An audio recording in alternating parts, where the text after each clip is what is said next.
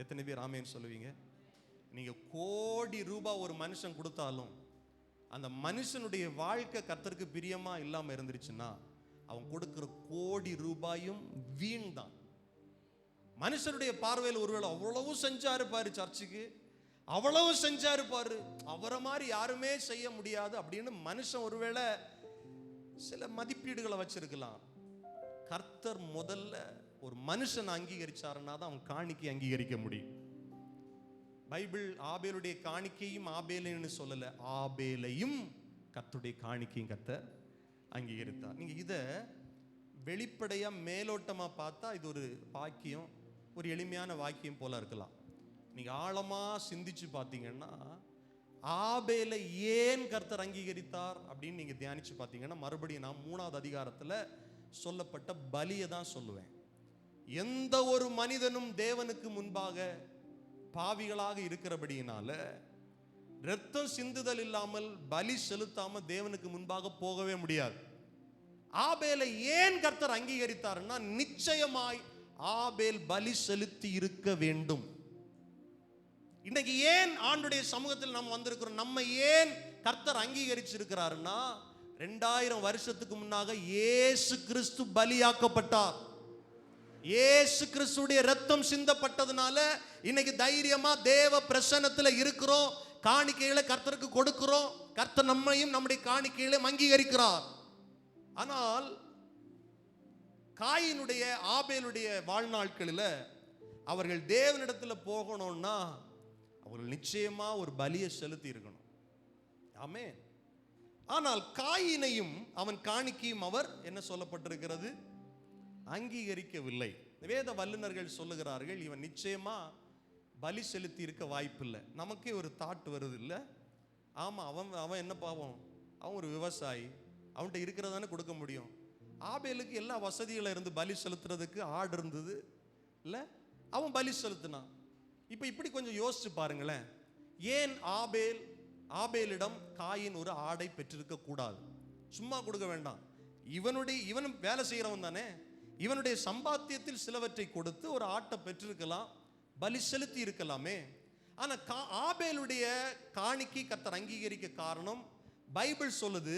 எபிரேயருக்கு எழுதின நிருபம் 11வது அதிகாரம் 4வது வசனத்துல விசுவாசத்தினாலே ஆபேல் காயினுடைய பலியிலும் மேன்மையான பலியை தேவனுக்கு செலுத்தினான். அப்படின்னா தெளிவா புரியுது, நிச்சயமா ஆதாமும் ஏவாளும் சொன்ன அந்த வார்த்தையை உள்வாங்கி தேவனிடத்துல போகணும்னா ஆண்டவருக்கு பலி செலுத்தணும்னு அறிந்து அதை கண்டிப்பா ஆபேல் செஞ்சிருக்கணும். ஆனா காயின் அப்படி இல்லை, சும்மா ஒரு கடமைக்காக கொஞ்சத்தை கொண்டு கொடுத்துருவோம். இன்னைக்கு சிலர் என்ன தெரியுமா நினைக்கிறாங்க, ஏதாவது ஒன்று ஆண்டவருக்கு மிச்சம் மீதி இருந்தா என்ன பண்ணிடலாம், கொடுத்துடலாம். சிலர் சொல்றதை நான் கேட்டிருக்கிறேன், ஆண்டவர் என்ன இவ்வளவு ஆசீர்வதிச்சா நான் என்ன பண்ணுவேன், ஆண்டவருக்கு அவ்வளவு கொடுப்பேன். சில பொருத்தனைகளை செய்வது தவறல்ல. இன்றைக்கு நாம என்ன செய்கிறோம், இன்னைக்கு நாம வாழ்றோம் இல்ல, இன்னைக்கு நாம சம்பாதிக்கிறோம் இல்ல, இதுல நாம என்ன செய்யறோம், இதுல நாம கர்த்தருக்கு கொடுக்கிறோமா? கொஞ்சத்துல நாம உண்மையா இருந்தாதான் கர்த்தர் பெரிய ஆளா நம்மளை மாற்றுவார். ஆமென். இது என்னவா இருக்குன்னா, இப்படி சொல்றது, இவ்வளவு செஞ்சா நான் அவ்வளவு கர்த்தருக்கு செய்வேன், சபைக்கு செய்வேன் அப்படின்னு சிலர் சொல்றது எது மாதிரி இருக்கும் அப்படின்னா, ஆண்டவரோடு டீல் பேசுறது மாதிரி. யாக்கோபு ஒரு இடத்துல ஆண்டவரோடு இப்படிதான் டீல் பேசுறான். நீர் என்னை ஆசீர்வதிச்சா, நீர் என்ன ஆசீர்வாதமா எல்லாத்தையும் ஆசீர்வதிச்சு என்னை திரும்ப கொண்டு வந்தீர்னா எல்லாவற்றிலும் நான் என்ன பண்றேன், உமக்கு தசம பாகம் கொடுக்கிறேன்னு ஆண்டவரோடு என்ன பண்றான், வியாபார டீல் பண்றான். இன்னைக்கு நிறைய பேர் காணிக்க கொடுக்கறது அப்படிதான், டீல் தான். எனக்கு ஆண்டவர் இதை இப்படி செஞ்சா இதுல கொஞ்சம் ஷேர் கர்த்தருக்கு, ஏதோ ஆண்டவர் நம்மள ஒரு பிசினஸ் பார்ட்னர் மாதிரி யோசிக்கிறார். நல்லா கவனிங்க, காணிக்கை என்பது நான் எதுக்கு இவ்வளவு விளக்கி பேசுறேன்னா, ஒரு மனிதனுடைய பொருளாதார ஆசீர்வாதத்திற்கு இது ரொம்ப ரொம்ப முக்கியம். ஒரு மனுஷன் அவனுடைய பொருளாதாரத்தில் கர்த்தரை கனப்படுத்துறானான்னு கர்த்தர் எதிர்பார்க்கிறார். இன்னைக்கு நம்ம ஆண்டவரே என் பொருளாதாரத்தை ஆசீர்வதிங்க, என்னை மேன்மைப்படுத்துங்க, நான் கடன் வாங்கக்கூடாது, இதெல்லாம் ஜெபம் பண்றோம். நான் தரித்திரம் இருக்கக்கூடாது, ஜெபம் பண்றோம். என்னைக்கா நீங்க யோசிச்சதுண்டா, உங்க காணிக்கை கர்த்தர் அங்கீகரிச்சாரா இல்லையான்னு யோசிச்சதுண்டா? எனக்கு அன்பான ஆண்டுடைய பிள்ளைகளை, முதல் பெஸ்ட் கர்த்தருக்கு கொடுக்கணும். எனக்கு அன்பானவர்கள், நான் சிறு வயதிலிருந்து வளர்க்கப்பட்ட போது என் தகப்பனிடத்திலிருந்து நான் கற்றுக்கொண்ட ஒரு காரியம் என்னன்னா, என் தகப்பனார் டிரான்ஸ்போர்ட்ல டிரைவராக வேலை பார்த்துட்டு இருந்தார், ஓட்டுநராக. எப்பவும் நான் எங்க அப்பாவை கவனிச்சது உண்டுன்னா, ஒவ்வொரு முறையும் அவர் டியூட்டிக்கு போயிட்டு வந்துட்டு அவருக்கு கொடுக்கப்பட்டிருக்கிற பேட்டா பணமா இருக்கட்டும், சம்பளமா இருக்கட்டும், ஃபர்ஸ்ட் எங்க வீட்டில் செலவை ஆரம்பிக்கிறதுக்கு முன்னால, அந்த மாதத்தின் கமிட்மெண்ட்டை பூர்த்தி செய்வதற்கு முன்பாக கர்த்தருக்கு கொடுக்க வேண்டியதை ஒரு டப்பா இருக்கும், அதுக்குள்ள போட்டு வச்சிருவாங்க. அதை பார்த்தாலே தெரியும் அதுக்குள்ள இருக்கிறது கர்த்தருக்கு. ஒவ்வொரு டியூட்டி முடிஞ்சு அதை செய்வாங்க. கொஞ்சம் தான் வருமானம் இருந்தால் அதுல இருந்து முதல்ல எடுத்து வைப்பாங்க. இன்னைக்கு நம்மள நிறைய பேர் என்ன பண்றோம்னா, ஃபர்ஸ்ட்ல எல்லா செலவையும் முடிச்சிருவோம். ஃபர்ஸ்ட்ல நம்முடைய கமிட்மெண்ட் எல்லாம் முடிச்சிட்டு மீதி இருந்தா ஆண்டவருக்கு பார்த்துக்கலாம். Don't do that. அப்படி செய்யக்கூடாது. நான் எதுக்கு இப்படி தீர்க்கமா சொல்றேன்னா, என் வாழ்க்கையில தந்திருக்கிற கொஞ்சம் ஆசீர்வாதமா இருந்தாலும் அவ்வளவும் கர்த்தரிடத்திலிருந்து நான் பெற்றுக்கொண்டது. தாவீது ஒரு வார்த்தையை சொல்லுவார், உம்மிடத்திலிருந்து பெற்று நான் உமக்கே தருகிறேன் ஆண்டவரே. தாவீதுக்கு அந்த ஏக்கம் இருந்தது, ஆண்டவருக்குடைய ஆலய காரியங்களுக்காக நான் இவ்வளவு செய்யணும். பைபிள் சொல்லுகிற எத்தனையோ பொன்களை தாவீது தன்னுடைய தேவனுடைய ஆலயத்துக்காக சேர்த்து வச்சிருந்தான். ஏன்னா அவனுக்கு தெரியும், நான் இப்படி இருக்கிறதற்கு காரணம் கர்த்தர். சிலர் இன்னைக்கு மனுஷனை பார்த்து காணிக்க கொடுக்கிறது, ஊழியனை பார்த்து காணிக்க கொடுக்கிறது, அப்படியும் செய்யவே கூடாது. கர்த்தருக்காக உண்மையா கொடுக்கணும். ஊழியக்காரனுக்கு இவ்வளவு ரூபா கர்த்தர் நான் கொடுக்கிறேன்னு தெரிய தேவையில்லை. ஹல்லேலூயா, ஆமென். கர்த்தருக்கு தெரிந்தால் போதும். அதே நேரத்தில் இன்னொருத்தர் கம்பேர் பண்ணி கொடுக்க கூடாது. அவர் இவ்வளவு கொடுக்கறதுனால நான் என்ன பண்ணணும், அவர் 1000 ரூபா கொடுத்தார், நான் 1001 கொடுக்கணும். ஒரு பிரயோஜனமும் இல்லை. நம்ம யாருக்கு கொடுக்கிறோம்? சில சபைகள் எல்லாம் போகும்போது எழுதப்பட்டிருக்கு அங்கங்கே ஒவ்வொரு பொருள்ல அன்பளிப்பு, அவரு சேர், இவரு, அதுக்குன்னே கொடுக்கிறது, பேர் கல்வெட்டில் வரணும்னே கொடுக்கிறது. ஒரு பிரயோஜனமும் இல்லை. பைபிள் எப்படி கொடுக்கணும்னு போதிக்குதுன்னா, அவனவன் விசனமாய், ஐயே கொடுத்து ஆகணுமே, வேற வழி இல்லையே, அப்படி இல்லை. கட்டாயமாய் அல்ல, அவனவன் உள்ளத்தில் அவன் தீர்மானித்தபடியே எப்படி கொடுக்கணுமா, உற்சாகமாய் கொடுக்கணும். உற்சாகமாய் கொடுக்கிறவனிடத்தில் தேவன் பிரியமாய் இருக்கிறார், பிரியமா இருக்கிறார். ஒரு விதவையை குறித்து இயேசு சொல்லுவார், எல்லாரும் தேவாலயத்தில் வந்து காணிக்கைகளை போட்டு கொண்டே இருப்பாங்க. இயேசு காணிக்கை பெட்டி பக்கத்தில் பார்த்துக்கிட்டே இருப்பார். அங்க இருக்கிறவங்க எல்லாம், நான் நினைக்கிறேன் இந்த காலகட்டத்தில் இயேசு வாழ்ந்திருந்தாருன்னா செக்கெல்லாம் கொடுத்துருப்பாங்க, 1 கோடி 2 கோடி. இல்லை, சில நேரத்தில் எல்லாம் அந்த டிவியில எல்லாம் வரும் பாருங்க, அது வேறு மார்க்கத்தை சார்ந்தவர்களாம் இந்த குறிப்பிட்ட அந்த கோயிலுக்கு, இந்த கோயிலுக்கு இல்லை இவர் இத்தனை கோடி கொடுத்தார், இத்தனை தங்கம் வச்சு கொடுத்தார், பேரு டிவியில் எல்லாம் வரும். பேருக்காக புழுக்காக எல்லாம் பண்ணுவாங்க. மற்ற மார்க்கத்தார் அப்படி செய்யறாங்கன்னா விட்டுடலாம். ஆனா தேவனை ஆராதிக்கிற கிறிஸ்தவ பிள்ளைகள் கூட சிலர் அப்படிதான் இருக்கிறாங்க. நான் அப்படி செஞ்சேன், இப்படி செஞ்சேன், அதை செஞ்சேன், இதை செஞ்சேன் சொல்றதுக்காகவே இல்லைங்க. நான் எதுக்கு காணிக்க கொடுக்கிறேன்னா, ஆண்டவர் என்ன ஆசீர்வதிச்சிருக்கிறார். இன்னைக்கு ஜீவனோடு இருப்பதே கர்த்தருடைய கிருபை. இன்னைக்கு நான் ஒரு 1000 ரூபாவே சம்பாதிச்சாலும் இருக்கட்டுமே, அந்த 1000 ரூபாய் கொடுத்ததே கர்த்தர் தான்.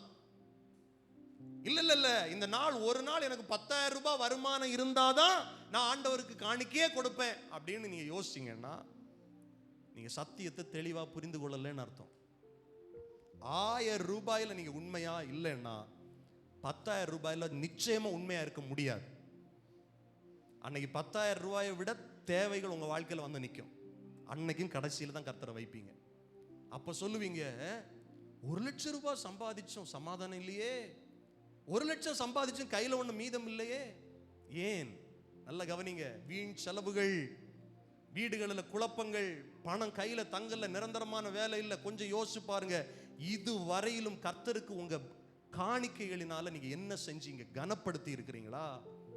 ஆண்டவர் கனப்படுத்தி இருக்கிறீங்களா? உற்சாக பலிகளை செலுத்தி இருக்கிறீங்களா? மனப்பூர்வமா செஞ்சிருக்கிறீங்களா? இல்ல விசனமா கட்டாயமா செஞ்சிருக்கிறீங்களா? ரொம்ப முக்கியம் பாருங்க. ஆராதனையில மிக மிக முக்கியமான ஒரு காரியம் இது. ஆண்டவர் எதிர்பார்க்கிறார், உனக்கு நான் இவ்வளவு தந்தேன், நீங்க கொடுத்து அவர் வாழ போறதே இல்லை. அதுக்காக அல்ல, நீ நன்றி உள்ளவனா இருந்தியா? இவ்வளவு நாள் நீ நன்றி உள்ளவனா இருந்தியா? நீங்க செஞ்சு பாருங்க, உண்மையா செஞ்சு பாருங்க. நிச்சயம் சொல்லுவேன், பலிபீடத்திலிருந்து சொல்றேன், கர்த்தருடைய வார்த்தையை முன்னிட்டு சொல்லுகிறேன், ஆண்டவர் ஒரே ஒரு காரியத்துல என்ன சோதிச்சு பாருங்கன்னு சவால் விடுறார். மல்கியா தீர்க்க தரிசன புஸ்தகத்தை நீங்க வாசிச்சு பார்க்கும்போது, ஆலயத்திலே பண்டக சாலைகள் பூர்த்தியாக இருக்கும்படி உங்கள் காணிக்கைகளை ஆலயத்தில் கொண்டு வாருங்கள், நான் வானத்து பலகணிகளை திறக்கிறானா இல்லையாங்கிறத அதனால சோதிச்சு பாருங்கன்னு சொல்றார். சவால் விடுறார், என்ன நீங்க செக் பண்ணி பாருங்கன்னு சொல்றார். ஆண்டுடைய வார்த்தையை முன்னிட்டு சொல்றேன், உண்மையா இருங்க. 500 அதான் பணம். நான் அடிக்கடி சொல்லுவேன், அமௌண்ட் முக்கியம் கிடையாது, மனசு முக்கியம். மனசார இவ்வளவு கர்த்தர் கொடுத்திருக்கிறார், ஃபர்ஸ்ட் கர்த்தருக்கு. அந்த மாதம் நிச்சயம் சொல்றேன், உங்களுக்கு வீண் செலவுகளே வராது. கர்த்தர் உங்கள் பொருளாதாரத்தை ஆசீர்வதிப்பார். ஹல்லேலூயா. எத்தனை பேர் ஆமென் சொல்லுவீர்கள்? எத்தனை பேர் கர்த்தருக்கு மகிமை செலுத்துவீர்கள்? அல்லேலூயா. இப்போ என் செய்தியுடைய சாராம்சம் என்னன்னா, 2 பேரு காணிக்கை பலிகளை செலுத்தும் போது ஒருவனை கர்த்தர் அங்கீகரிக்காத உடனே வேதம் சொல்லுகிறது, காயினுடைய முகநாடி வேறுபட்டது. நான் யாரு? அவன் அண்ணன் தானே. என் தம்பியை கர்த்தர் அங்கீகரிக்கிறார், அவன் காணிக்கையை கர்த்தர் அங்கீகரிக்கிறார், என்ன கர்த்தர் அங்கீகரிக்கல. இப்ப யோசிச்சு பாருங்க, கர்த்தர் அங்கீகரித்தார், அங்கீகரிக்கவில்லை, இதை எப்படி அவங்க முடிவு பண்ணியிருப்பாங்க? கொஞ்சம் யோசிச்சு பாருங்க. கர்த்தர் வந்து சொல்லியிருப்பாரா? அப்படின்னு எழுதப்படலை. நான் இப்பொழுது ஆபேலையும் ஆபேலுடைய காணிக்கையும் அங்கீகரித்தேன், காயினே நான் உன்னை புறக்கணித்தேன் அப்படின்னு வந்து சொன்னாரா? சொன்னாரா? அப்ப எப்படி அவங்களுக்கு தெரியும் ஆபேலுடைய காணிக்கை கர்த்தர் அங்கீகரித்தார்னு? எப்படி தெரியும்? நீங்க பழைய ஏற்பாட்டு காலத்துல பலிகளை செலுத்தும் போது வேதம் சொல்லுகிறது, வானத்திலிருந்து அக்கினி வந்து அந்த பலியை பட்சித்து போடும். அப்படி ஏதோ ஒரு நிகழ்வு அவங்க 2 பேருடைய கண்ணுக்கு முன்னாலே அங்கு கண்டிப்பா நடந்திருக்கணும். நான் விசுவாசிக்கிறேன், ஆபேல் செலுத்தின பலியை பரலோகத்திலிருந்து வந்த அக்கினி பட்சித்திருக்கும். அதுதான் அங்கீகரிப்பதற்கு சமமா இருந்திருக்கும். இதை பார்த்த உடனே காயினுக்கு என்ன வந்ததுன்னா, நீங்க தொடர்ந்து வாசிங்கன்னா, காயினையும் அவன் காணிக்கையும் அவர் அங்கீகரிக்கவில்லை. அப்பொழுது காயினுக்கு